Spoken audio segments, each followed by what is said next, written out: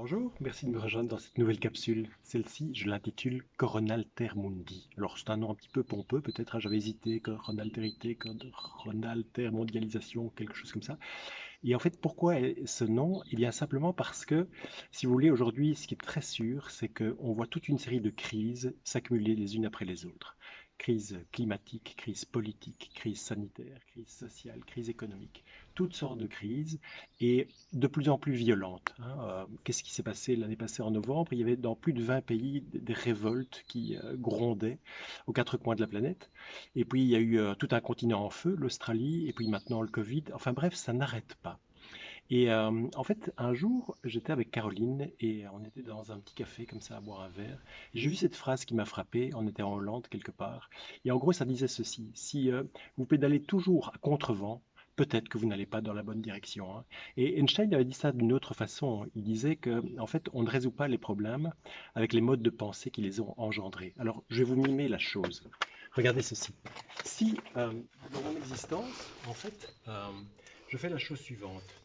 J'ai toujours les mêmes solutions et puis j'y vais. Et puis un jour, paf, je me prends le mur. Mais si je ne me remets pas en question, qu'est-ce qui va se passer? C'est que je me remets en route et boum, aïe, je me reprends le mur et chaque fois ça va être de plus en plus violent. Boum, jusqu'à ce que je me dise, mon Dieu, qu'est-ce qui se passe, etc. Que je me remette en question et que je me dirige dans une autre direction. Et donc, aujourd'hui, je pense que cette histoire de crise sanitaire est encore un signal en plus qui nous dit, mais bougez, changez, ça ne va pas, vous n'allez pas dans la bonne direction. Et des solutions, en fait, on en connaît plein. Alors, je vais vous en citer quelques-unes comme ça, vrouf, vrouf, en vrac. D'abord, il y a des solutions au niveau de l'économie et de la finance. Alors, vous avez entendu, hein, ça commence à réseauter. Là, il y a cette histoire de revenu universel. Donc, c'est possible. Comment le financer? Eh bien, en remplaçant l'impôt sur le revenu, hein, par un impôt à la consommation. Voilà, ça c'est une chose. Deuxième chose, c'est la suppression de la dette. On en entend parler aussi. Troisième chose, ce sont les monnaies locales, de façon à relocaliser, faire en sorte que les choses s'échangent dans l'économie de proximité. Qu'est-ce qu'il y a d'autre? Il y en a encore d'autres, hein. Évidemment, choisir un autre indicateur de développement que le produit intérieur brut, ça c'est vraiment important, hein. Il y a le bonheur intérieur brut. Et alors, je vous invite à aller visiter un site qui s'appelle Drinkable Rivers. Et cette chercheuse, elle, dit qu'un bon critère de développement serait la potabilité de nos fleuves. Voilà. En tout cas, il y a des idées et je pense qu'il faut vraiment sortir de ce tout au PIB.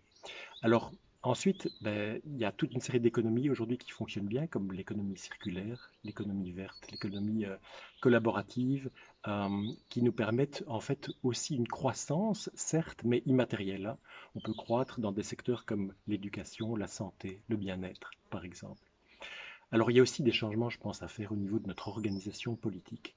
Ça ne va pas que nous ayons des élus et des élus qui fassent carrière dans le monde politique, hein. Aujourd'hui, je pense qu'il faut horizontaliser les choses. Le monde est trop complexe. On ne peut pas comme ça un jour se retrouver à la tête d'un État. C'est trop compliqué.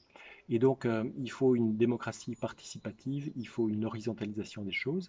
Et je pense qu'au niveau de toutes les institutions aussi, hein, aussi bien comment dirais-je, des universités que des grandes sociétés, etc., il y a ce qu'on appelle la holocratie ou la, l'acratie, enfin la sociocratie, des choses comme ça qui existent et qui permettent ce fonctionnement un peu plus horizontal. Alors, au niveau de l'éducation, hein, là aussi, il y a des choses à faire, hein. On entend parler de pédagogues comme Montessori, Freinet, Steiner, De Crowley, etc.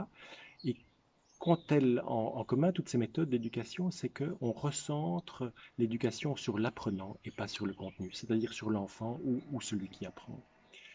Alors, au niveau de l'agriculture, bien sûr, plein de choses à faire, hein. Notre agriculture intensive, ça ne marche pas. Par contre, il y a plein de modèles, hein, la permaculture, l'agriculture biologique, durable, paysanne, l'agroécologie, l'agroforesterie, toutes des méthodes qui permettent de nourrir plus que d'habitants sur cette planète et aussi de soigner le tissu social et notre environnement. Alors, au niveau de la mobilité, là aussi, il y a des choses à faire, hein. C'est fini de, comment dirais-je, financer les voitures de société ou des choses comme ça. Non, il faut plutôt penser transport en commun, les trains, la mobilité douce avec le vélo, etc. Alors, Autre chapitre, évidemment l'énergie, hein. Donc il faut absolument diminuer notre consommation énergétique et promouvoir les énergies renouvelables, évidemment, et ça, il y en a de plus en plus. Simplement, c'est une volonté politique aujourd'hui d'investir dans ce domaine-là. Alors au niveau de l'emploi, je pense qu'aujourd'hui aussi, ça ne va plus d'avoir une partie de la population qui est au chômage et qui ne fait rien, et une autre partie qui travaille, qui trime comme quatre. Et donc il faut absolument une diminution du temps de travail, une répartition du temps de travail. Ça, c'est vraiment important. Alors la santé, je l'ai abordé dans une autre capsule, vous savez ce que j'en pense, hein. Aujourd'hui, on n'a pas de ministère de la santé, on a des ministères qui gèrent la maladie, et ça doit être terminé aussi. Aujourd'hui, absolument, il faut une politique de prévention primaire où on enseigne des comportements sains dès la maternelle. Alors au niveau de la justice, hein, peut-être un petit mot aussi, aujourd'hui on a une justice pénale. Regardez ce qui se passe au niveau des prisons. Les prisons ne réussissent pas leur mission. Et donc, on pourrait aller vers un modèle plus de justice réparatrice. Voilà, voilà. Quelques petites idées, et je pense que vous en avez encore des tas d'autres. Et moi, je pense que tout ça est possible. En tout cas, merci de m'avoir écouté.